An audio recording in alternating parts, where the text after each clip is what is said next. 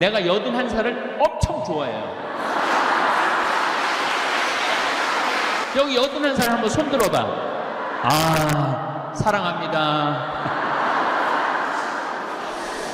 81가 되면은 왜 나한테 돈을 들고 오는가 가만히 생각을 해보니까 이제 본인이 떠날 때가 됐다고 생각을 하는 거예요. 본인이 떠날 때가 됐는데 뭔가 정리를 하고 떠나야 되겠다, 그런 생각이 드는 거죠. 근데 내가 이렇게 재산이 많은데 자식은 제대로 못 쓸 것 같단 말이에요. 근데 가만히 보니까 저 황창현 신부가 돈도 안 떼어먹고 시키는 대로 다 하는 것 같단 말이야. 그러니까 나한테 갖다 주는 거예요. 테디 언니한테 들은 얘기인데 무슨 얘기를 하냐면 요즘 젊은 애들이 싹 사라졌대요. 골프장이 예약이 안 되거든요. 우리 같은 사람은 뭐 골프장 예약 꿈도 못 꾸죠. 뭐 회원권도 아무것도 없으니까. 그러니까 저도 운동을 하는데 올해 4번인가 몇 개 못 나갔어요. 예약은 돈의 문제가 아니라 예약을 할 수가 없으니까. 그런데 젊은 애들이 다 들어와서 골프를 친 거예요. 걔네들은 컴퓨터 잘 다루잖아요. 우리는 열어갖고 하면 1분 지나면 예약 끝났습니다. 그럼 이거 어떻게 된 거예요? 근데 걔네들이 1분 안에 예약을 다 끝내는 거예요. 근데 지금 골프장에 젊은 애들이 하나도 없대요. 네, 주식이 3,300에서 2,300으로 떨어져.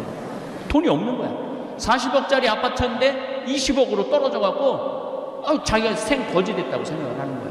왜 인생을 그렇게 영혼을 파괴해가면서 살아요? 그냥 사는 집은 그냥 사는 집이지, 그걸 투자로 바꿔버리는 대한민국 국민들이 잘못한 거지.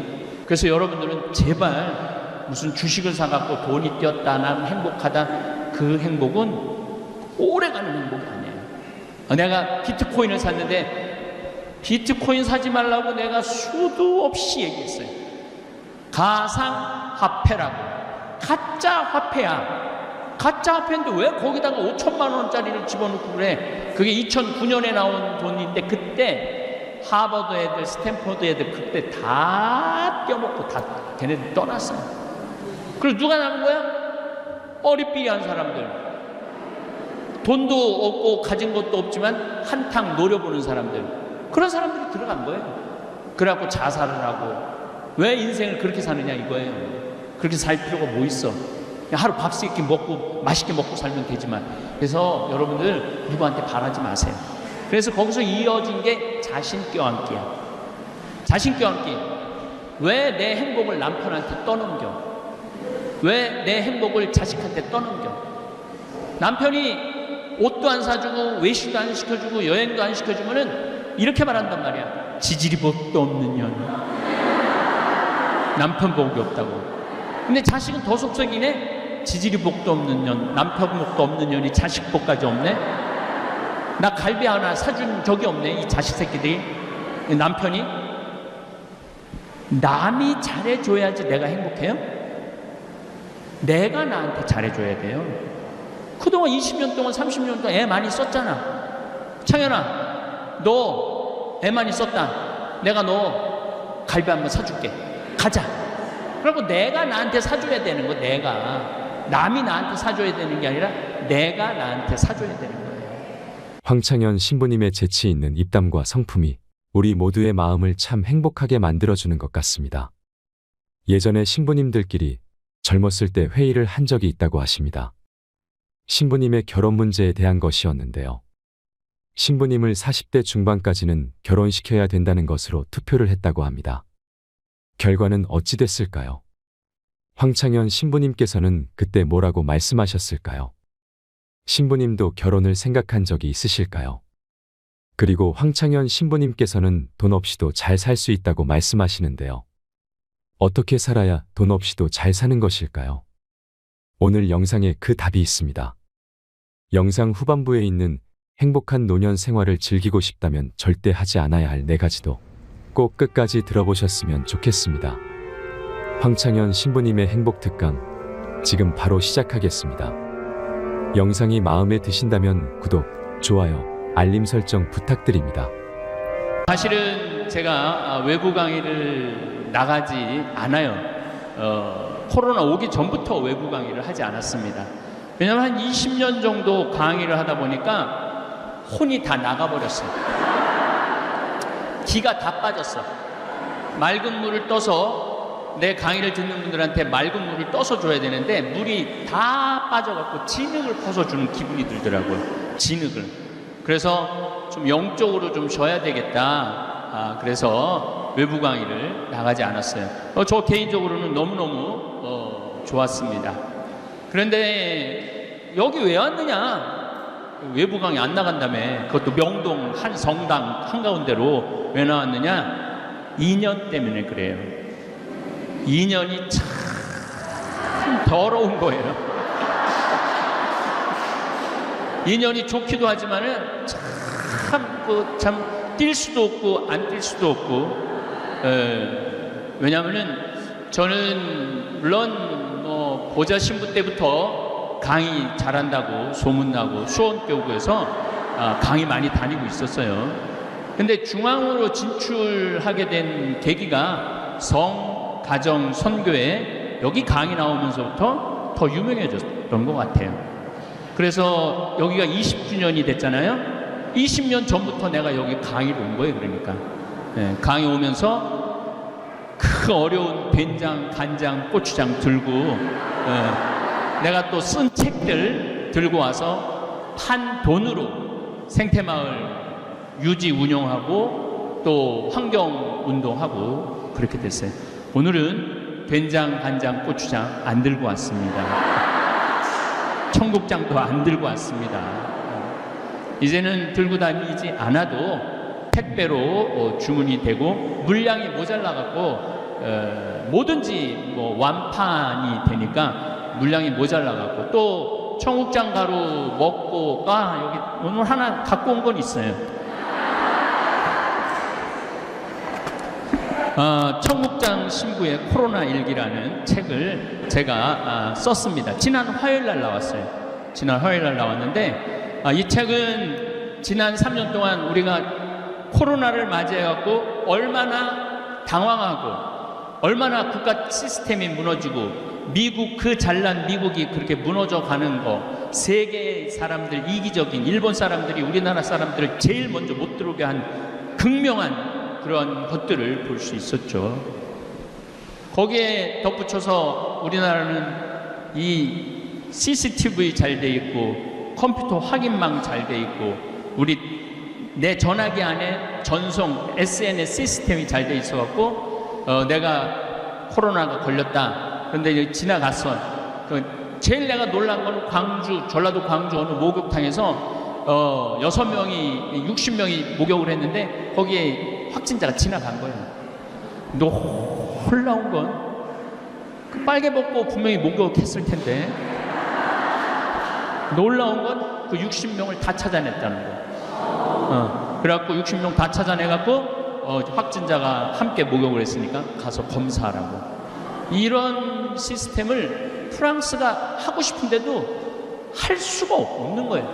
프랑스라는 나라가. 미국은 말할 것도 없고 미국은 심하게 어느 정도로 심하냐면 미국은 사람이 가서 코 자가 검진 안 해요. 그 만나기 싫다고 어떻게 하냐면은 택배로 보내요. 이걸 해갖고. 그래갖고 이게 검진이 안 되면은 그냥 내보내. 그러니까 내 얘기는 아닌데 미국에 갔는데 내가 코로나가 걸렸어. 근데 한국도 못 들어가고 미국도 안 돼. 그래갖고 옆에 있는 사람 코로나 안 걸린 사람 콧구멍 흡어갖고 해갖고 보내면. 그래갖고 통과돼갖고 한국에 들어오고. 내 얘기는 아니에요. 내 얘기는 아닌데 이게 굉장히 허술해요. 굉장히 허술한데 우리나라는 시스템이 아주 잘 돼 있다. 그래서 여러분들 스트레스 받지 마시고 저도 코로나 걸렸거든요. 미국에서 걸렸어요. 아까 그거는 내 얘기는 아니에요. 그거는 내 얘기는 아닌데 몬테나 주립대학에서 잠비아의 최고의 학생을 골라서 선발하면 석박사를 무료로 해준다고. 그래서 그 총장을 만나러 갔는데 비행기 안에 거의 몬테나가 100인만 살아요. 마스크 쓴 사람이 한 사람이 없어요. 한 사람도 마스크를 안 썼어요. 나만 마스크를 쓴 거야, 나만 마스크. 근데 밥 먹을 때는 어쩔 수 없이 마스크를 벗어 거기서 저는 걸렸어요. 네, 걸렸는데 한 3일 목이 갈갈하고 그러고는 그냥 검사하니까 저기 음성으로 나오더라고요. 네. 저뿐만 아니라 여러분들도 그렇게 코로나를 잘 이겨내시고 계시고 걸어야 돼. 걸어야지 면역력이 생겨요. 물을 많이 먹어야 돼. 그래야지 면역력이 생겨요. 그리고 청국장 가루를 많이 먹어야 돼.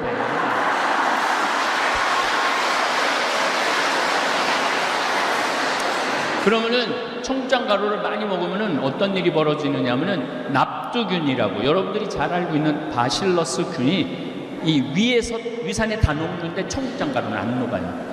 그리고 어디까지 내려가냐면 소장, 대장까지 내려가. 그럼 대장까지 내려가면은 장에는 유익균 15%, 유해균 15%, 70%의 균은 중간균이에요. 중간균. 유해균이 들어가면은 85%의 장 안에 유해균이 있는 거야. 그러니까 얼굴에 뽀로지 나고 또 이 손톱 빠지고 무좀 걸리고 변비, 설사 이런 거 하는 거예요. 그런데 이 유익균 15%, 청국장 가루 15%가 들어가면은 그 안에 있는 수많은 미생물들이 그걸 먹어요. 그걸 먹어갖고 85%의 유익균이 되는 거예요. 그러니까 건강할 수밖에 없는 거죠. 안 건강할 수가 없어요. 그래서 우리 청국장 가루 이 책 안에 이제 그런 내용이 참 많이 들어있어요. 너무 내가 책 팔러 온 건 아니에요. 내가 책 팔러 온 건 아닌데 이 책 안에 이걸 먹고 효염을 본 분들 글들이 들어있어요. 그 보면은 정말 내가 보람스러운 건 뭐가 보람스러우냐면은 30년 동안 설사를 해서 기저귀를 차고 레지오를 한대요. 너무너무 불안하대요. 그리고 버스를 타도 설사가 나오기 시작하면 중간에 내린대. 그렇게 스트레스를 받으면서 살아왔는데 우리 청국장 가루를 6개월인가 먹었는데 싹 없어. 그래갖고 기저귀를 벗었다는 거예요. 그런 걸 내가 읽어볼 때 나 정말로 좋은 일을 하고 있구나. 내가 대한민국 국민들을 위해서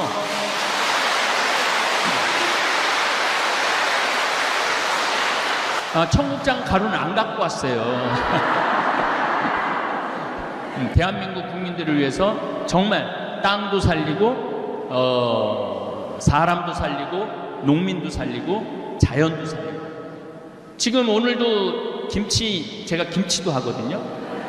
김치를 하는데 김치를 어제 이제 처음으로 보냈는데 받은 분들이 너무 맛있다는 거예요. 근데 완전 유기농 제품이에요. 완전 모든 게 유기농 제품이야. 그거 왜 이렇게 다냐고 설탕 넣느냐고 그러는데 우리는 설탕 안 넣어요. 배즙을 넣어요. 배즙. 그래갖고 우리 OEM 해주는 회사가 신부님 이거 뭐가 남는 게 자기 이해가 안 된대. 뭘 남아야지 이 어려운 사업을 하지 왜 남기지도 않고 파느냐고. 그때 제가 그 대표한테 이런 말을 했어요. 나는 돈을 버는 사람이 아니다. 나는 행복을 파는 사람이다. 행복을. 이 도시에 있는 사람들이 중국에 반바지 입고 장화 신고 막 담배 피고 막 맨발로 막 하는 그런 김치 먹는다는 거하고 정말 농약 안 치고 최고급으로 해갖고 우리 국민들한테 보내주는 거하고 누가 행복할 것 같아요? 우리가 행복하죠. 제가 행복하죠. 신부는 기쁨을 그래도 돈 안 생기지 않아요. 돈 엄청 생겨요.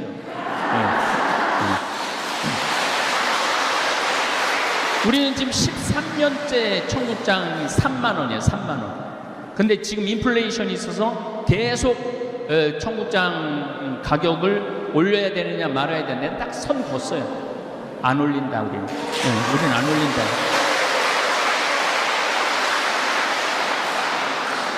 그리고 우리 생태마을에서 일하는 친구들 평균 나이가 31살이에요. 평균 나이가 31살이에요. 어제도 우렁이 농법으로 한 볏찜을 우리가 실으러 갔는데 실시간을 했는데 그 댓글이 그래요. 저렇게 젊은 친구들이 농사를 짓는다고요? 그렇게 져요. 그렇게 농사를 져요. 그래서 그 친구들 근데 초봉이 얼마냐? 300만 원이야. 300만 원. 농사 짓는 청국장 만드는데 초봉이 300만 원이야. 연봉이 4천이 넘어요. 연봉이. 그러니까 이제 여기서 좀 예민한 얘기지만은 나는 성당에서 일 축하시키고 봉사 죽어라 하는데도 돈 한 푼 안 주는 건 그거는 나쁜 거예요. 그거는 아주 나쁜 거예요. 그냥 나쁜 게 아니라 아주 나쁜 거예요. 왜냐하면 그 많은 시간들 들이고 정성들 들여갖고 어떤 수익이 생기고 본당 안에 뭐가 창출이 됐으면 본당 신부가 선물을 주든지 뭘 주는 한이 있어도 뭘 줘야 될지 끝까지 뺏어가려고 그러는 건 나쁜 거예요. 예수님이 하신 아주 중요한 말씀이 있어요. 거저 받았으니 거저 주어라. 저는 거저 받은 게 너무 많아요. 우선 잠비아의 신학교지라고 100억 기증 받았죠. 또 그 할머니가 또 다른 방법으로 100억을 또 더 기증을 하셨어요. 그러니 얼마나 여러분도 100억 기증 받아본 적 있어요? 100억 기증 받았지. 또 문경의 사막달래나 대개 나한테 돈을 갖고 오는 나이가 81이에요. 내가 81살을 엄청 좋아해요. 여기 81살 한번 손 들어봐. 아, 사랑합니다. 81가 되면은 왜 나한테 돈을 들고 오는가 가만히 생각을 해보니까 이제 본인이 떠날 때가 됐다고 생각을 하는 거예요. 본인이 떠날 때가 됐는데 뭔가 정리를 하고 떠나야 되겠다 그런 생각이 드는 거죠. 근데 내가 이렇게 재산이 많은데 자식은 제대로 못 쓸 것 같단 말이야. 근데 가만히 보니까 저 황찬현 신부가 돈도 안 떼어먹고 시키는 대로 다 하는 것 같단 말이야. 그러니까 나한테 갖다 주는 거예요. 내가 국민 심부름꾼이에요. 국민 심부름꾼.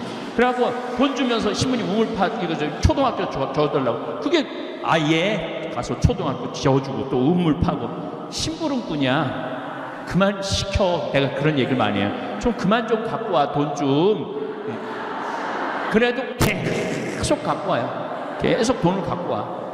그래서 문경의 제2생태마을이라고 거기는 300억에 기부한 돈이 300억을 기부를 해갖고 문경시장님이 저를 다 찾아왔어요. 문경시 생긴 일에 가장 큰 기부라고. 그래갖고 지금 이제 거기도 운영을 하고 있죠. 잠비아에 갔더니 대통령한테 땅을 좀 농업대학 지으려고 땅을 좀 달라고 그러니까 내가 하느님한테 성당 마당에서 묵상하다 성당 마당에서 진짜로요 하늘을 쳐다보고 하느님 근데 내일 대통령 만나는데 몇 평 달라고 그래요? 그랬더니 하늘에서 두 말도 안 하고 3,000헥타르 딱 그러더라고요. 3,000헥타르인가 보다. 그래갖고 이제 대통령 만나고 I need to 3,000 헥타르 제가 영어로 이제 다 이제 브리핑도 영어로 하고 이제 그랬더니 대통령 눈이 이만해지는 거예요. 아니 그렇게 큰 땅이 왜 필요하냐고. 나 농업대학 줘야 되니까 필요하다고. 그 크기가 얼마인지 저 몰랐어요. 나중에 이제 인터넷에서 찾아보니까 계산 찾아보니까 1,000만 평이야. 1,000만 평. 여의도가 80만 평인데 여의도 12배를 부른 거예요. 미친 거지 내가. 그래갖고 대통령한테 또 1,000만 평 받았죠. 그리고 샌 버나디노라고 미국의 우리 최 대제 신부님이라고 예수의 신부님이 피정집을 열심히 꾸몄어. 열심히 꾸몄는데 한국으로 발령이 났네. 우리 신부들은 발령 나면 끝이거든요. 그래서 이 신부님이 찾아본 거야. 이 좋은 6만 평이야 거기. 미국의 6만 평. 이걸 누가 잘 쓸 수 있을까 생각하니까 내가 제일 잘 쓸 것 같대. 그래갖고 나한테 신부님 이거 맡아주면 안 되느냐고. 그래갖고 내가 맡았어요. 맡아갖고 지금 싹 다 정리해갖고 이제 오픈했어요 벌써. 벌써 오픈을 했어. 이번 4월인가 5월에 받았는데 지금 10월에 오픈을 했어. 그러니까 내가 심부름 머슴 중에 나 같은 머슴이 없어요.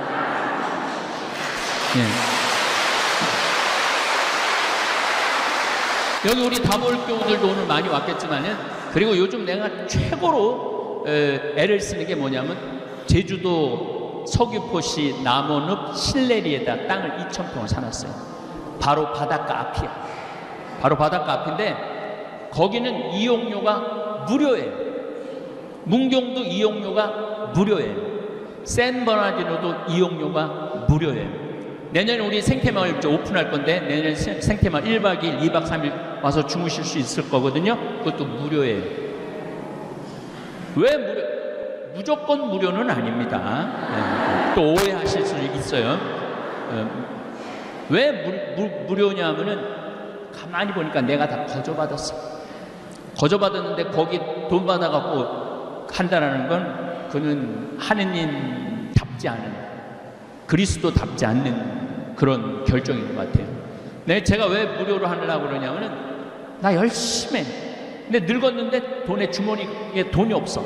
어디 좀 가서 몇 주 좀 쉬고 싶은데 그 돈 때문에 집에 그냥 정말 저기 뒷방에 쥐 숨어 있듯이 그냥 숨어서 죽지도 않고 그냥 계속 20년, 30년을 있으면 너무 불쌍하잖아요. 그러니까 제주도도 한 달 살아보기, 잠자리는 공짜로 대주겠다는 거예요. 먹을 거는 본인이 가고 슈퍼에 가고 뭐 사다가 조리장을 만들어 줄 테니까 그래서 한 달 정도 걸어보라고. 돈 없이도 좀 살아볼 수. 우리 가톨릭 교우들이 얼마나 성당에 돈을 많이 내요. 신축한다고 돈 내. 1차원금 있어, 2차원금 있어, 교무금 있어. 또 큰 성당의 교우들은 시골 성당에서 또 뭐 해달라고 도와달라고 와. 꽃동네 도와줘야 돼. 계속. 근데 이제까지는 계속 내기만 했단 말이야.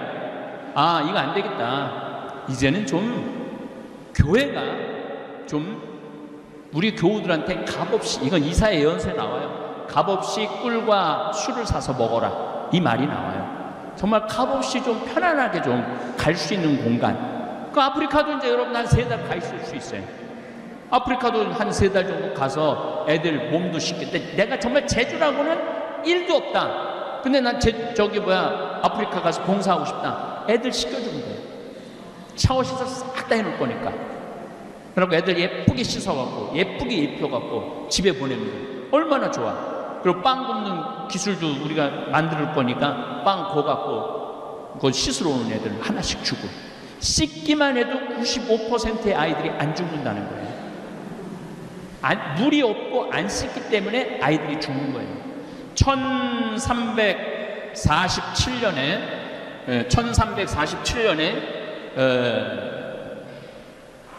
베네치아라는 도시, 여러분들 알고 있는 물의 도시 베네치아라는 도시에 사람들이 갑자기 팍팍 쓰러져서 죽기 시작해요.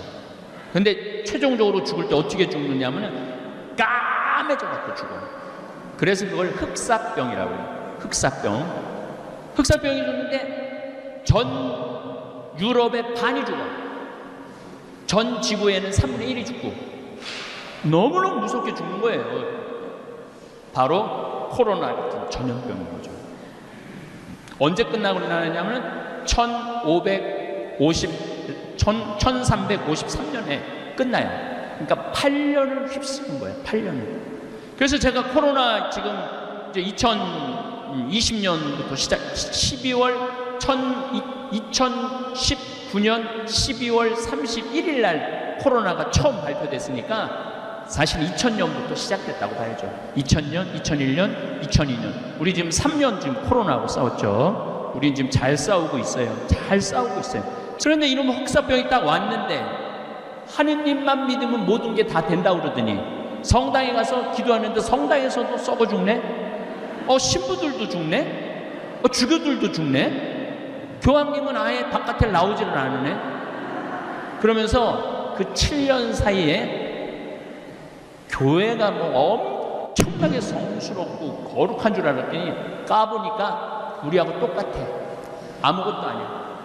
그리고 옛날에 미사도 어떻게 지냈어요? 저기 제대 있듯이 여러분들은 안 쳐다보고 이렇게 하고 미사를 끝까지 지냈어요. 끝까지. 개무시하는 거지. 예. 이렇게 마주보고 미사한 게 50년 채 안 돼요. 마주보고 여러분들 함께 마주하고 한 게 50년이 채 안 돼요. 그리고 금욕주의를 했단 말이야. 금욕주의. 무슨 금욕주의를 했느냐면은 생리기간에는 같이 잠을 자면은 그 죄야. 그리고 너무 밤에 자주 자도 죄야. 한 달에 한 번 정도 잠자리를 하는 게 아예 평생 서로 동종으로 사는 게 부부지만은 그래서 동종부부 뭐 누갈다 얘기 그런 게 나오는 게 다 그런 이유가 있는 거예요. 그렇게 철저하게 금욕을 했는데 이렇게 비참하게 까맣게 걸린 지 하루 만에 죽는 경우도 있고 이틀 만에 죽는 경우도 있고 어떻게 할 수가 없는 거예요. 그래서 사람들이 미친 거예요. 한 8년 흑사병이 지나갔어요. 성당 가도 별거 없더라. 하느님이 있긴 뭐가 있냐. 주교도 죽고 신부들도 다 죽고 수녀들도 다 죽는데 하느님이 보호하면은 그때 1300년이니 뭐 알겠어요. 네. 지금은 뭐 미국하고 독일에서 수도사들 많이 죽었는데 하느님이 믿긴 뭐가 있냐 저렇게 그런 사람은 지금은 없잖아요. 옛날에는 그게 있었던 거예요.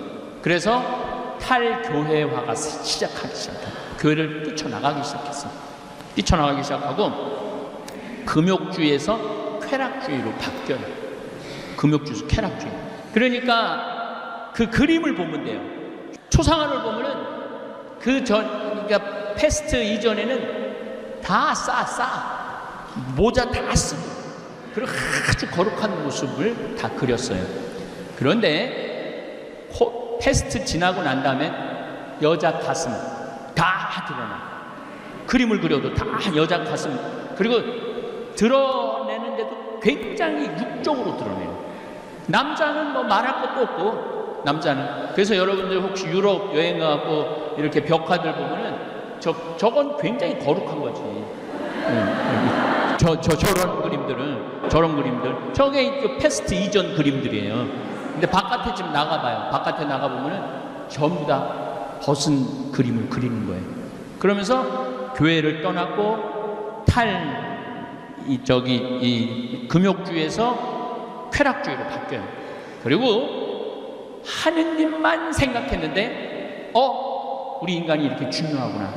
그래서 인간 중심으로 돌아가요. 그게 바로 르네상스예요. 다시 인간 중심으로 돌아가자. 우리 인간이 중요한 거지 교회가 뭐가 중요하고 성당이 뭐가 중요하냐. 그래갖고 보통 많은 사람들이 교회를 떠나요. 벌써 1517년 루터가 종교 계획을 하기 전에 이미 교회를 떠나기 시작했어요. 뭐 때문에? 패스트 때문에, 흑사병 때문에 많이 떠나죠. 많이 떠나면서 인간 중심으로 하면서 철학도 인간 중심으로 생각을 하고 신학을 알기를 우습게 알기 시작해요. 철학이 훨씬 더 중요해져. 그러면서 인본주의가 탄생을 해요. 인간 중심주의가 탄생을 해요. 그러면서 1789년에 뭐가 일어나느냐면 프랑스 혁명이 일어나요. 프랑스 혁명이 일어나면서 왕은 필요 없다. 우리 국민들한테 자유, 평등 이게 필요한 것이다. 그래서 탄생한 게 계몽주의예요. 계몽주의가 탄생하면서 투표권을 가지려고 그러는 거예요. 전 유럽이. 그래서 노예제도가 없어지고 왕제도가 없어져요. 1850년서부터 90년 사이에. 그러면서 민주주의하고 공산주의가 나오는 거예요. 그래갖고 지금까지 이른 거예요. 제가 왜 이렇게 장황하게 말씀을 드리느냐면은 그 시작점은 흑사병에서부터 시작됐다는 거예요. 그 전 지구의 역사를 뒤집어 놓은 게 흑사병이었다는 거예요. 자, 그렇다면 이 코로나는 어떤 영향을 미칠 것이냐. 자, 코로나가 앞으로 제가 생각하기엔 최소한 2년 내지 3년은 더 갈 거예요.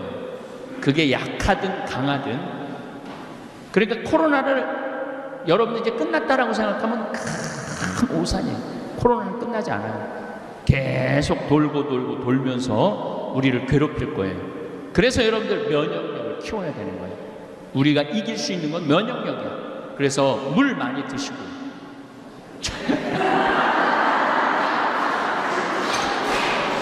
저는 요즘 물을 하루에 요 500ml를 한 3개 정도 먹어요. 많이 걸으시고 진짜 걷는 거 중요합니다. 그래서 제가 누죽걸산이라고 말씀드리는 거예요. 누죽걸산. 누우면 죽고 걸으면 산다. 그래서 늘 말씀을 드립니다. 저는 허리가 안 아픈 지가 30년이 넘어요.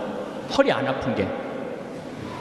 왜 30년 이렇게 몸이 비실비실 삐리삐리한데 허리가 한 번도 안 아팠느냐? 저는 누워있는 시간이 잠잘 때는 없어요. 앉아있지도 않아요. 앉아있지도 않고 항상 서서 있어요.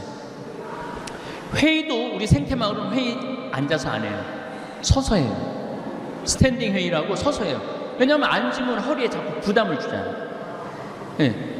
그래서 저는 30년 동안 이렇게, 그리고 이제 강의할 때 내가 늙었나 강의할 때 전화가 와요. 신부님 앉아서 하실 건가요? 서서 하실 건가요? 그런 앉아서 하면 책상 준비했는데 나는 앉아서 강의해봤던 적이 우리 신부들한테 강의할 때 외에는 앉아서 해봤던 적이 없어요. 그 신부들이 이상해.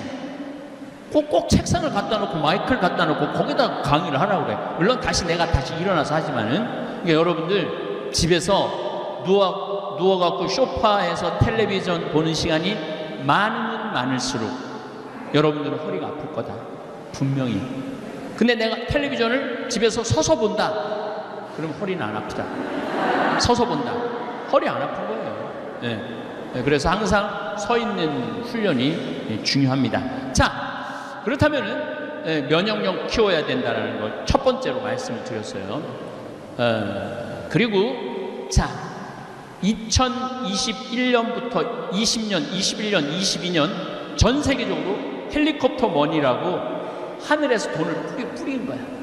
미국이 무려 얼마를 돈을 뿌렸느냐면 5조 달러를 뿌렸어요. 5조 달러. 상상이 안 가죠? 5조 달러. 제가 미국 이제 1년에 한 두세 번 갔다 오는데 식당 하는 집이에요. 식당 하는 집인데 문을 닫았잖아요. 6개월, 9개월 닫았잖아요. 9개월 닫은 집인데 보조금이 얼마나 나왔느냐면 20억이 나온 거예요. 그날 매출액 곱하기 그대로 다 준 거예요. 일 하나도 안 했는데도.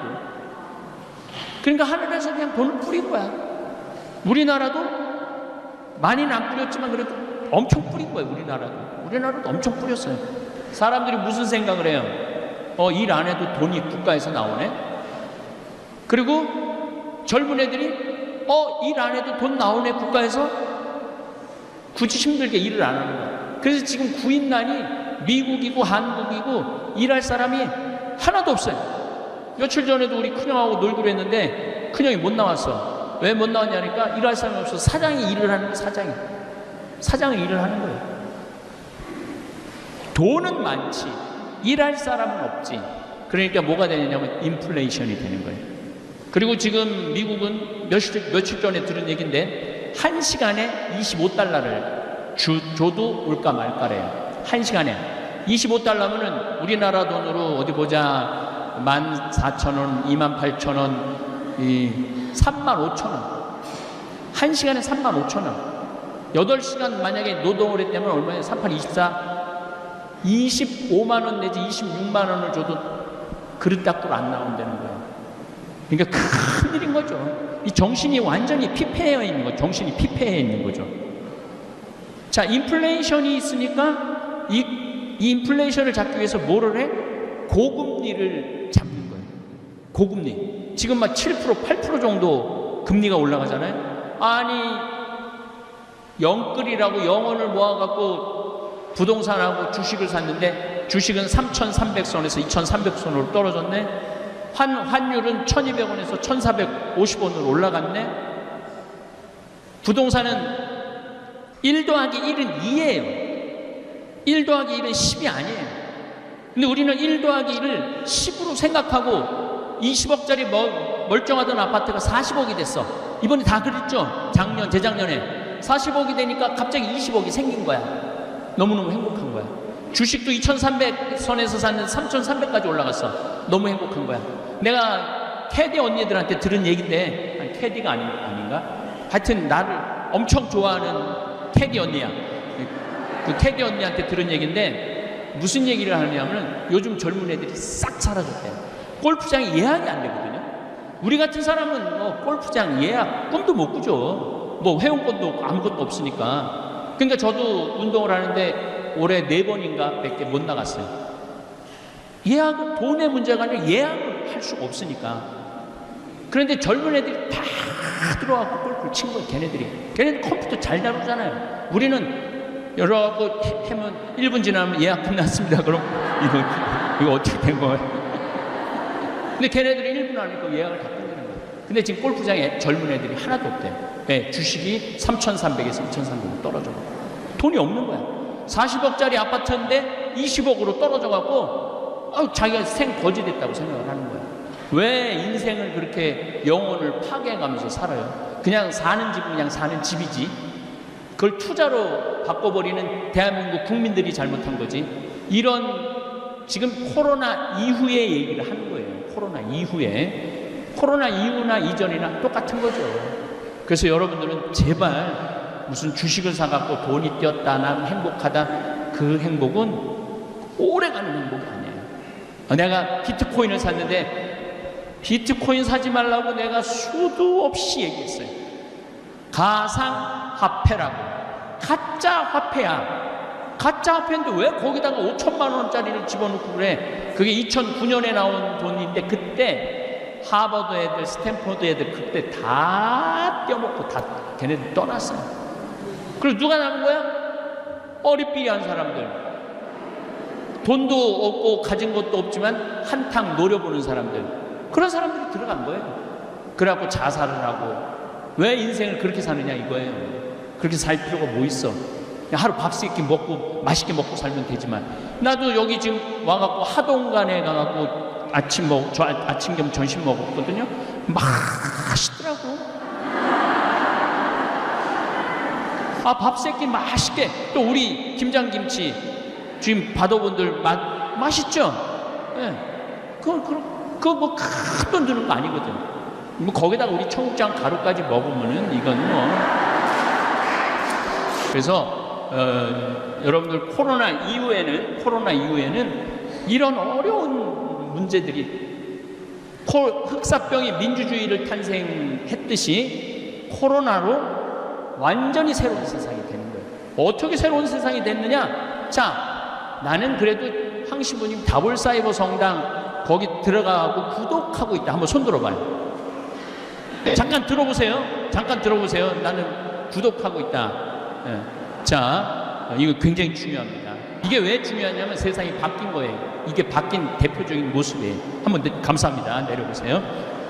이게 우리가 지금 28만 8,900명이에요. 이제 오늘 내일이면 29만 명 정도 될 거예요. 29만 명 정도 되는데 단일 성당으로 29만 명 신자 거느린 성당이 어디 있어요? 없죠? 그리고 우리 다볼사이버 성당 교우들은 착해. 말을 너무 잘 들어. 이번에 작년에 5,000명 굶는 사람들이 많아갖고 목사님들이 나한테 편지를 했어요. 나 굶어 죽는다. 애가 셋 있고 학비도 내야 되는데 교회 월세도 내야 되는데 아무것도 교인 못 모이게 하니까 3개월인가 4개월 우리 못 모이게 했잖아요. 우리 굶어 죽는다. 그래갖고 목사님 30분한테 쌀을 보내줬어요. 그리고 5,000명한테 쌀을 보내줬어요. 그것도 꼭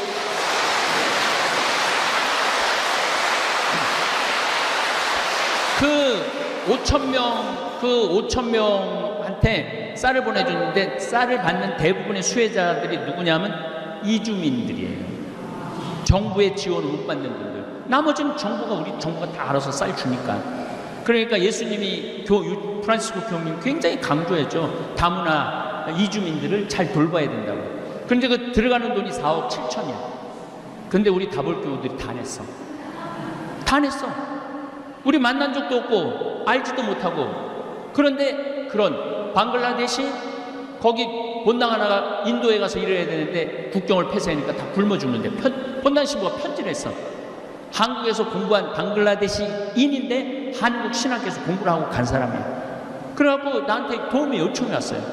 300만 원 정도 도와달라고. 그러면 먹고 살 수 있다고. 우리 다볼 교우들한테 여기 좀 본당 하나가 굶어 죽는다는데 좀 도와줍시다 그랬는데 7천만 원이 들어왔어. 다볼 교우들이 보내주는 거예요. 다볼 교우들이.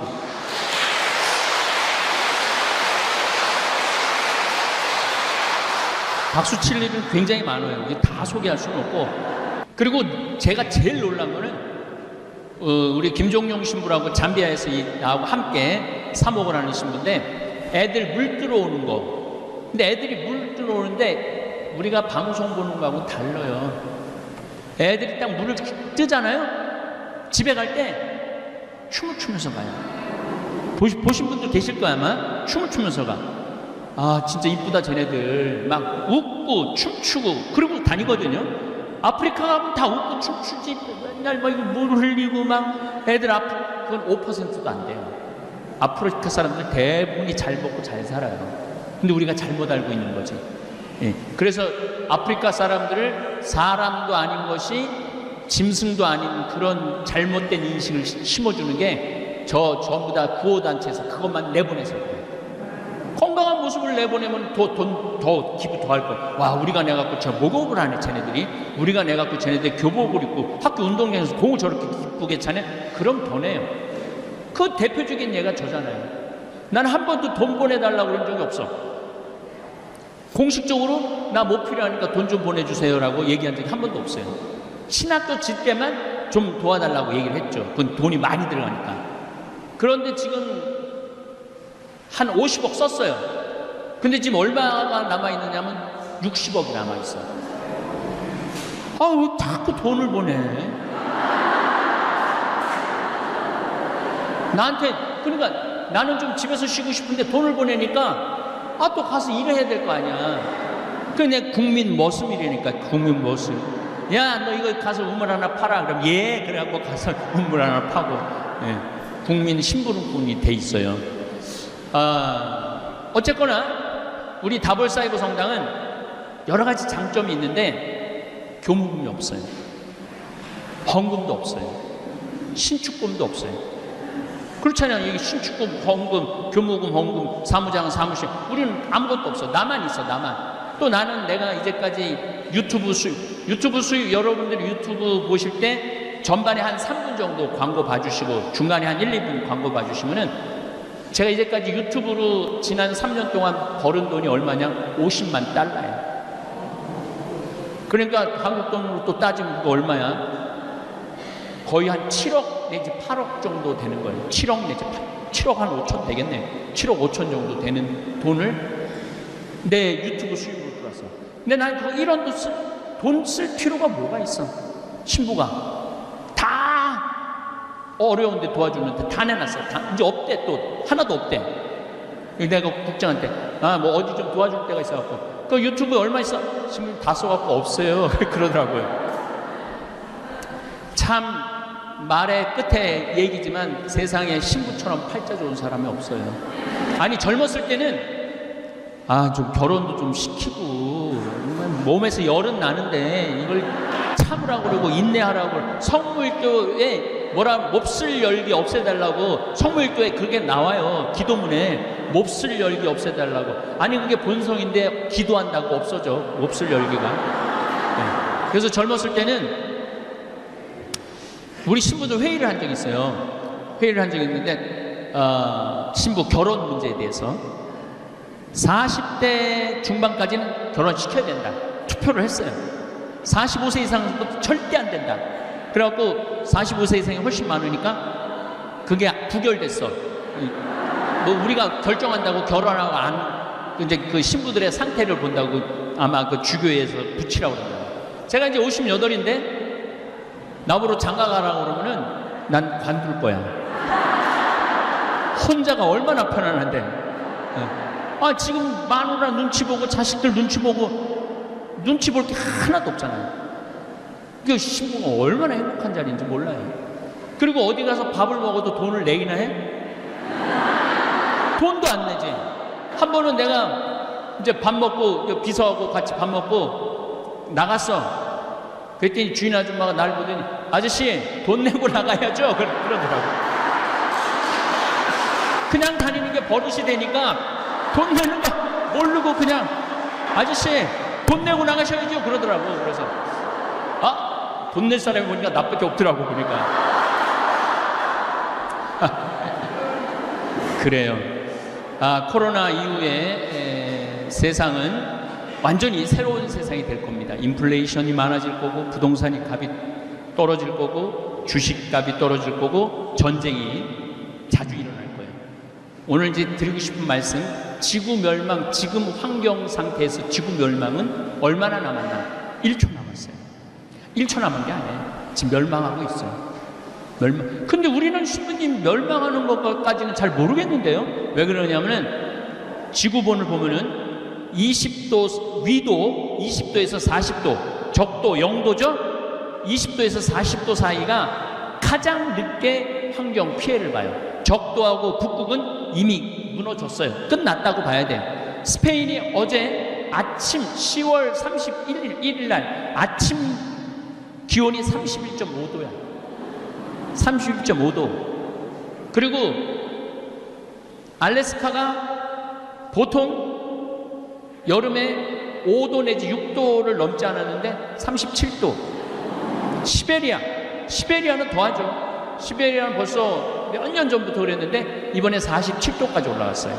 그러니까 이미 이제 끝난 거예요. 북극하고 이 적도 쪽은 끝났어요. 투발루라는 나라는 7개 섬인데 4개가 물에 벌써 잠겼어요. 그러면 우리는 왜 못 느끼느냐? 해 위도 20도에서 40도 사이에 있는 도시 이름을 지금부터 제가 댈게요. 보스턴, 뉴욕, 텍사스, LA, 도쿄, 서울, 평양, 상하이, 북경, 바그다드, 로마, 파리 다 20도에서 40도 선상에 다 있어요. 그러니까 환경 피해를 모르는 거죠. 환경 피해를 모르니까 여기 요때 사람들이 다 결정권이 있는 사람들이야. 다 결정권이 있는 사람들인데 이 사람들이 피부적으로 못 느끼니까. 그래서 우리는 개구리 이론이라는 게 있어요. 모든 환경학자들이 하는 얘기, 개구리 이론이 뭐냐면은 개구리는 끓는 물에 바로 집으면 뛰쳐나가요. 그런데 한 15도에서 16도 정도 아주 따뜻한 온도서부터 시작해갖고 개구리를 넣어놓으면은 30도 될 때도 가만히 있어. 적응을 하는 거야. 40도 될 때도 가만히 있어. 적응을 하는 거야. 50도 될 때도 가만히 있어. 적응을 하는 거야. 99도 될 때까지도 적응을 하는 거야. 그럼 끓어 죽는 거예요. 우리가 딱 그 꼴이야. 왜? 중고등학교 때 우리 교복, 하복, 동복 입었잖아요. 성모 순천 지나고 나면은 벌써 쌀쌀했거든요. 성모순 7월 15일부터 8월 15일까지 더웠어요. 근데 제가 막 신부가 되려고 그랬을 때 여름에 봄에 코스모스가 폈어. 난리가 났어. 봄에 가을에 펴야 되는 코스모스가 봄에 펴갖고 그게 불과 30년 전 얘기예요. 6월 달에 3월 달에 코스모스 피고 6월 15일에 30도가 넘기 시작했어. 그러더니 신부 된 지 한 10년 돼가고 환경운동 시작할 때 5월 달에 30도가 넘기 시작했어요. 근데 지난 한 5년 전부터는 4월 10일 날부터 30도가 넘어요. 언제까지? 10월 달까지. 4, 5, 6, 7, 8, 9, 10, 7개월. 2030년이 되면은 20도의 선상에서 40도 선상에 있는 나라들이 피해를 받기 시작할 거예요. 아이쿠, 지금도 아이쿠 했는데 뭐 탄소 중립하자고 그러는데 하는 나라 하나도 없어요. 엘고라고 미국 부통령, 부시하고 붙어갖고 떨어진 부통령이 있죠. 그 부통령이 이제 떨어지고 난 다음에 환경운동을 했어요. 근데 이산화탄소가 지구온난화에 결정적인 역할을 해줘. 아산화질소, 메탄 이 세 가지가 있는데 나머지는 여러분 뭐 그런 거 알 필요 없고 이산화탄소만 얘기합시다. 지난 60만 년 동안 빙하기가 있고 간빙기, 따뜻할 때가 있고 빙하기, 간빙기를 7번 지났어요. 그동안 싹 죽고 싹 살아나고 싹 죽고 싹 살아나고 그랬거든요. 그런데 이산화탄소가 300ppm을 넘지 않았어요. ppm이라는 건 뭐냐면 파트 퍼 밀리언. 무슨 뜻이냐면 100만 개의 공기 알갱이 중에 이산화탄소가 300개 있는 거예요. 근데 평균적으로는 250개 있었어요. 만약에 이산화탄소가 400 ppm, 400 알갱이가 되면 지구는 막 끝난다고 기후학자들이 수도 없는 책에다 써놨어. 그런데 작년에 이산화탄소가 418 ppm이에요. 그러니까 끝난 거예요. 끝난 거야. 다행히 우리는 38도 선상에서 살아가고 그 위험성을 지금 못 느끼고 있는데 앞으로 7년 내지 8년만 지나고 나면 끝난 거예요. 아니 지금 끝나가고 있는 거예요. 그래서 제가 문경에다가 건물을 지으려고 그러다가 포기했어요. 끝났는데 뭐하러 건물을 줘? 카라반으로 가는 거지. 카라반으로 가요. 진짜로. 그 다음에 샌버나디노도 땅도 좋아요. 거기도 카라반으로 가요. 여주 실내리도 멋있는 호텔식으로 지으려고 그랬는데 끝날 건데 뭐하러 호텔식으로 몇백억 들여서 저 카라반으로 다 가요. 제 이 결정이 저는 옳다고 생각을 해요.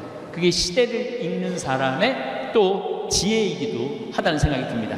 자, 제가 여기 가정성교에 와갖고 처음에 한 강의가 뭐냐면 화가 나십니까?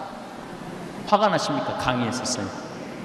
아니 내가 시동생이 시집 와봤더니 7살, 8살이야. 코칠질이 어복 키웠어. 그래갖고 좋은 대학까지 보냈어. 내가 환갑이 됐어. 시동생이 나한테 유럽 여행권을 줄래나 민크 코트를 줄래나. 그래갖고 봉투를 하나 내고 갔는데 가슴이 떨렸어. 여행권이 들어있어. 딱 열어보니까 10만 원 들어있는 거야. 화 나요 안 나요? 화나죠? 내가 저를 어떻게 키웠는데 10만 원? 이건 나를 욕하는 거나 마찬가지야. 그렇게 화나는 일이 한두 개가 아니에요. 그런데 가만히 보면은요, 다 내 중심으로 생각하고 살아서 화가 나는 거지. 그 시동생도 일이 있겠지. 자식도 키워야 되고 아파트 사놓은 거 이자도 내야 되고 해야 되고 할 게 너무 많은 거겠지. 내 바람이 높으면은 화가 나게 돼 있어요. 그래서 여러분들 누구한테 바라지 마세요. 그래서 거기서 이어진 게 자신 껴안기야. 자신 껴안기. 왜 내 행복을 남편한테 떠넘겨? 왜 내 행복을 자식한테 떠넘겨? 남편이 옷도 안 사주고 외식도 안 시켜주고 여행도 안 시켜주면은 이렇게 말한단 말이야. 지질이 복도 없는 년. 남편 복이 없다고. 근데 자식은 더 속썩이네. 지질이 복도 없는 년, 남편 복도 없는 년이 자식 복까지 없네. 나 갈비 하나 사준 적이 없네. 이 자식 새끼들이. 이 남편이 남이 잘해줘야지 내가 행복해요? 내가 나한테 잘해줘야 돼요. 그동안 20년 동안 30년 동안 애 많이 썼잖아. 창현아, 너 애 많이 썼다. 내가 너 갈비 한번 사줄게. 가자. 그리고 내가 나한테 사줘야 되는 거. 내가. 남이 나한테 사줘야 되는 게 아니라 내가 나한테 사줘야 되는 거예요. 그래서 여러분들 오늘부터 내 행복을 이웃한테 전가하지 마세요. 나 스스로한테 잘해주면 돼. 내가 대구에 그 한 본당에 강의를 갔는데 그 본당 신부가 성수학 박사학위를 땄대. 성수학 박사학위를 따갖고 너무 신이 나갖고 그 도서관에 올라가고 나 박사학위 땄다고 그러려는데 한 놈도 쳐다보는 놈이 없대. 왜냐면 걔네들도 빨리 논문 통과해야 되니까 누가 박사 딴 거 관심이나 있어요? 없죠. 아무도 없는 거야. 그래갖고 축하한다는 말도 듣지 못하고 그래서 자기 방에 가서 거울을 보고 자기가 끌어안아 주면서 그랬대요. 베드로야, 너 정말 수고 많이 했다. 박사학위 해서 너 정말 기특하다. 그러니까 좀 마음이 좀 풀리대요. 여러분들도 마찬가지예요. 여러분들 열심히 살았잖아요. 여기까지 온 거 자체만 해도 열심히 하지 않으면 오지 않아. 네. 열심히 하니까 여기 오는 거지.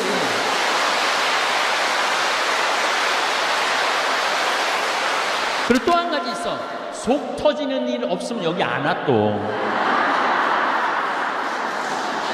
열심히 한데 속이 터지는 거야. 열심히 한데 속이 터지는 거야. 뭔가 나도 좀 분출하고 싶어. 나도 뭐 찬양하고 싶어. 여기 찬양팀 있지만 그래서 여기 여러분들 모이는 거예요.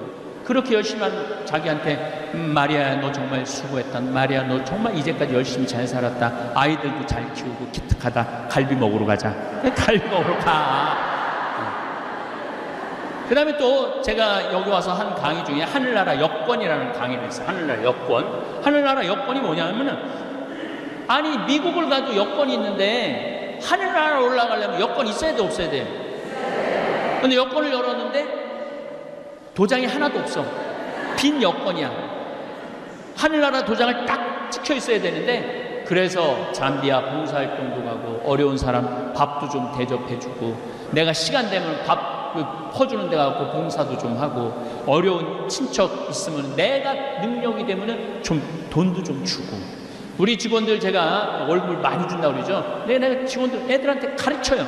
니네들 월급 엄청나게 받는다. 니네들 내가 니네 대학 나왔는지 중학교 나왔는지 고등학교 나왔는지도 모른다. 근데 첫 달 월급 300 주고 보너스까지 합치면 연봉이 4천이다. 연봉 4천 받는 청국장 띄우고 청국장 가루하고 상추 얘기하려면 또 끝이 없는데,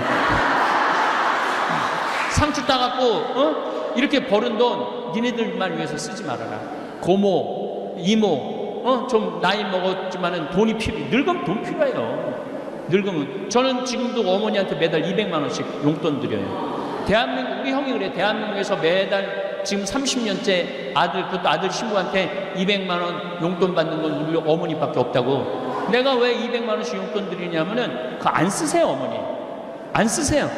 근데 내 장롱 안에 돈이 500만 원, 1000만 원 있는 거하고 한 푼도 없는 거하고, 어머니가 나이가 90이거든요. 얼마나 200만 원이 대단한지 아직도 허리가 안 구부러지고 꼿꼿해. 진짜.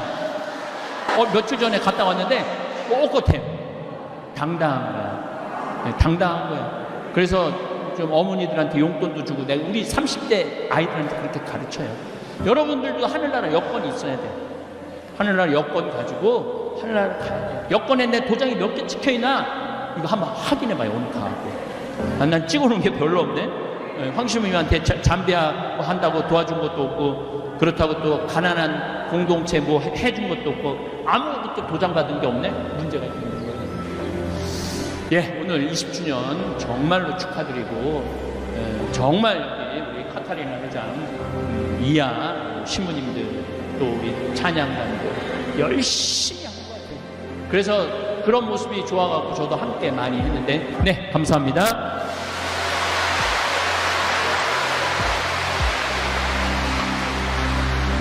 경제적으로도 자유롭고 심리적으로도 행복한 노년 생활을 즐기고 싶다면 절대 하지 않아야 할 4가지를 소개해 드리겠습니다. 이 4가지를 당장 멈추지 않으면 노년이 참담해집니다. 많은 사람이 100세 시대를 말하고 있습니다. 누군가는 은퇴 후 경제적 문제를, 누군가는 나이 들면서 찾아오는 질병들을 걱정합니다. 노년이 되면 은퇴 후 경제력과 생활력을 상실하면서 심리적으로 위축되고, 외부 환경에 기대고 타인의 도움을 받는 수동적인 자세로 살아가게 됩니다. 노화에 따른 신체적 약화는 어딜 가나 조심성을 요구하게 되고, 내가 예전과는 다르다는 생각으로 새로운 경험에 대한 두려움이 생깁니다. 사회적 역할이 상실되고 고립감을 느끼게 되지요.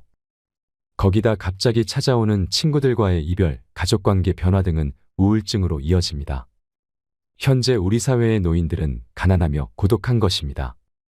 얼마 전 EBS 채널에서는 다큐멘터리 100세 쇼크를 방영하여 100세 노인의 삶과 일상을 가감없이 보여주었는데요. 100년의 세월을 어떻게 보냈는지, 현재 삶은 어떠한지 다양한 관점에서 이들을 소개하며 많은 시청자들에게 큰 울림을 주었습니다. 이 프로그램을 책으로 엮은 100세 수업을 바탕으로 100세를 어떻게 준비해야 하는지 말씀드리고 싶습니다. 비참한 노후를 보내지 않으려면 첫 번째, 당신의 노년을 자녀의 교육과 맞바꾸지 마세요. 자녀들에게는 별로 반갑지 않은 말일 수 있으나 그 첫 번째는 나의 안정된 노후와 자녀의 미래와 맞바꾸는 것은 결국 선택의 문제입니다. 우리나라 부모들은 지나치게 자녀의 성공과 행복을 위해 자신의 삶을 희생합니다. 자식의 성공이 곧 나의 성공이라고 생각하며 자식이 잘 되면 본인은 지금 어떤 사정이 있어도 괜찮다고 여기는 부모가 많습니다. 어린 자녀를 위해 내 재산을 올인하는 행동은 노후 준비를 가로막는 걸림돌이 되며 초고령 사회 일본에서는 이미 심각한 사회 문제로 대두되고 있습니다. 자식만을 위해 올인하는 인생은 노후 파산의 직접적인 원인이 됩니다. 우리나라 노인들은 경제적 어려움 속에서도 집을 팔지 않고 지키려 합니다. 자녀에게 상속하려고 하기 때문입니다. 내 집은 없어도 자녀 결혼할 때 줘야 할 집 한 채는 있어야 한다고 잘못 생각하는 부모도 있습니다. 그게 부모가 자식에게 해야 할 도리라고 생각하는 것이지요. 이렇게 집 상속은 기본이고 자녀가 집을 사는데 노후 자금을 아낌없이 씁니다. 이혼한 자녀의 아이를 노부부가 대신 키우며 양육비를 지출하기도 하고 예상치 못했던 일로 노후를 위해 저축해두었던 목돈을 자녀를 위해 투입하기도 합니다. 노후 대책은 곧 자녀 대책이라는 말이 나올 정도로 겨우 남은 노후 자금까지 모두 털어서 자녀의 교육에 올인하여 투자하는 예도 많습니다. 그러나 이것은 많은 돈을 자녀 교육에 투자하고 매달려도 그것이 결코 자녀의 성공과 행복을 좌우하지는 못한다는 것을 알지 못하는 잘못된 선택입니다. 부모가 편하고 여유롭게 잘 사는 것이 멀리 생각하면 자식을 위해서도 좋습니다. 자식과의 관계에서 경제적, 정신적 독립은 노후를 계획하고 준비하는 데 유의해야 할 부분입니다. 비참한 노후를 보내지 않으려면 두 번째, 인생 이막의 직업을 미리 준비해야 합니다. 눈부신 조명이 켜지고 강한 음악 소리가 흐르기 시작합니다. 사람들의 시선은 지금 막 등장한 시니어 모델들에게 모이고 관객들은 환호성을 지릅니다. 올해 9년차 베테랑 시니어 모델인 인권 씨는 87세입니다. 놀라운 패션 감각과 자신감이 넘치는 워킹, 돋보이는 외모. 임 씨가 시니어 모델 일을 시작한 건 40년 해오던 일에서 은퇴 후 집에만 머물기 시작하면서 느낀 변화 때문이었습니다. 집에서 멍하니 있다 보니 무기력해지고 건강도 나빠졌습니다. 계속 이렇게 있을 수 없다고 판단한 그는 신문에 난 공고를 보고 모델 일에 지원하게 되었습니다. 현재 그는 직접 피부 마사지도 하고 화장과 머리 모양도 직접 챙기며 바쁘지만 즐거운 나날을 보내고 있습니다. 우리가 잘 몰랐던 노인들의 고민과 삶이 주위를 조금만 둘러보아도 쉽게 찾을 수 있습니다. 노인이라는 한 단어로 묶어버리기 어려운 다양하고 입체적인 노인의 모습이 가득합니다. 우리는 무의식 중에 노년의 시간이나 욕망, 감정 등의 가치를 상대적으로 저평가하는 사회 분위기에 파묻혀서 살아갑니다.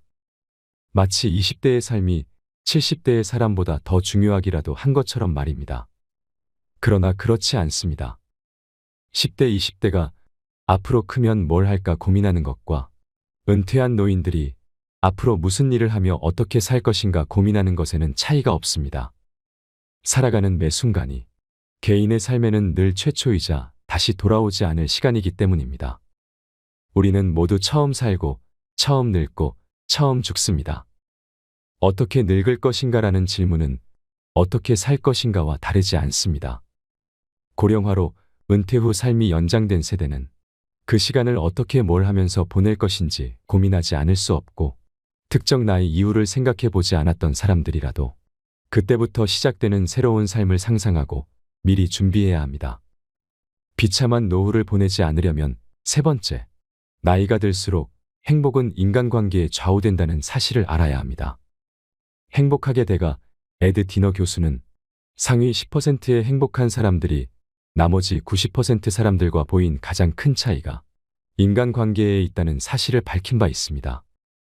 서로 신뢰와 사랑을 주는 관계가 있느냐 없느냐는 사람들의 삶을 전혀 다른 풍경으로 이끕니다. 부모, 자녀, 배우자, 친구, 연인 등의 관계는 행복은 물론 생존과 결부된 중요한 요소이기도 합니다. 그런 관계들이 없었다면 이 위험하고 거대한 세상에서 인간은 생존과 번영을 이룰 수 없었을 것입니다. 특히 노년에 있어서 관계는 끝까지 사회적 존재로서 자존감을 유지할 수 있는 중요한 요인입니다. 빠르고 느린 죽음으로 관계를 주로 상실해 가는 시간에 인생 이막 노후에는 오히려 새로운 관계 맺기가 가장 필요한 시점입니다. 단체나 기업의 연구 자료에 따르면 다른 세대와의 만남과 관계 맺기는 특히 사회적으로도 중요한 의미가 있다고 말합니다. 세대의 교감에 접근하는 가장 좋은 방법은 다른 세대가 서로 만나는 것입니다. 이를테면 아이들에게 동화책을 읽어주는 일은 노인들이 다른 세대인 아이들과 만나는 계기가 되며 이런 동네 활동들에 적극적일수록 노인들은 건강한 노년을 보낼 확률이 높아집니다. 자신이 좋아하는 것을 우선 찾고 그 일이 다른 세대와 새로운 사람들과의 관계 맺기로 확장하는 노년이라면 가장 이상적이라 할 수 있습니다. 비참한 노후를 보내지 않으려면 네 번째, 진정한 내가 아닌 거짓된 나의 모습으로 늙어가는 것을 피해야 합니다. 그동안 누군가의 자식, 누군가의 아내, 누군가의 엄마로만 살았다는 이정화 씨는 은퇴 후 마음속이 텅 빈 것 같았고 앞으로 살아갈 시간에 뭘 해야 할지 막막해졌습니다. 거짓된 모습으로 그냥 정처 없이 늙어간다는 생각만 들었습니다. 그러던 어느 날부터 자신이 정말 원하는 게 뭔지 곰곰이 생각하기 시작했습니다. 마침내 그는 한 번도 접해보지 못한 걸 배워보기로 결심했습니다.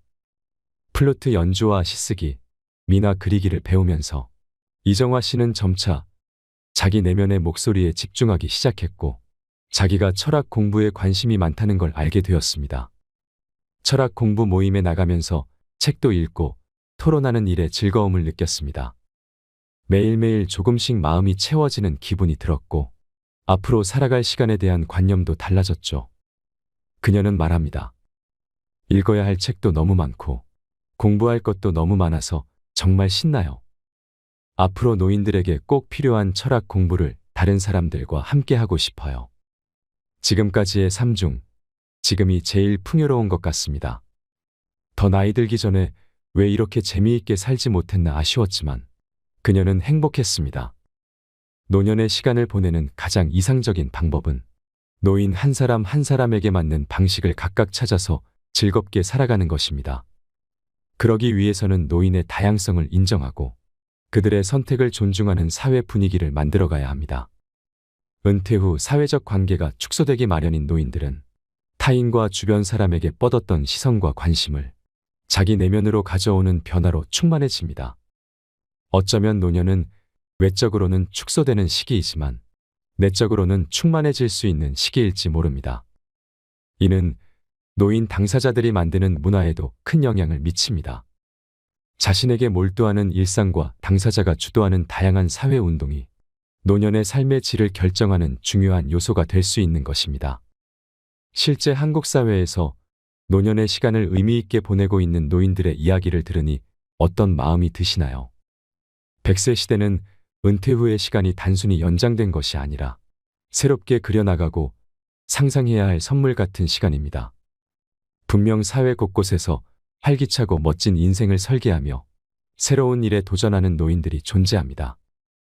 우리도 이들처럼 한국 사회에서 100세를 어떻게 준비해야 하는지, 어떻게 노년을 대비해야 하는지를 배워가야 합니다. 노년의 삶을 우리가 어떻게 바라보느냐에 따라 남은 인생이 더욱 의미 있어질 것입니다. 어떻게 마음먹느냐에 따라 노후의 삶은 지금까지 살아온 방식과 180도 달라질 수 있습니다. 노후의 시간은 개인의 역사를 세우고 삶의 지혜도 함께 쌓아가는 소중한 시기입니다. 죽음을 향해 자신의 인생을 정리하는 허무한 삶이 아니라 죽는 순간까지 잘 익은 열매처럼 깊고 진한 향기가 나는 노인의 삶, 나의 삶을 살아가시길 바랍니다. 이상으로 책틀맨이었습니다. 끝까지 시청해 주셔서 감사드립니다.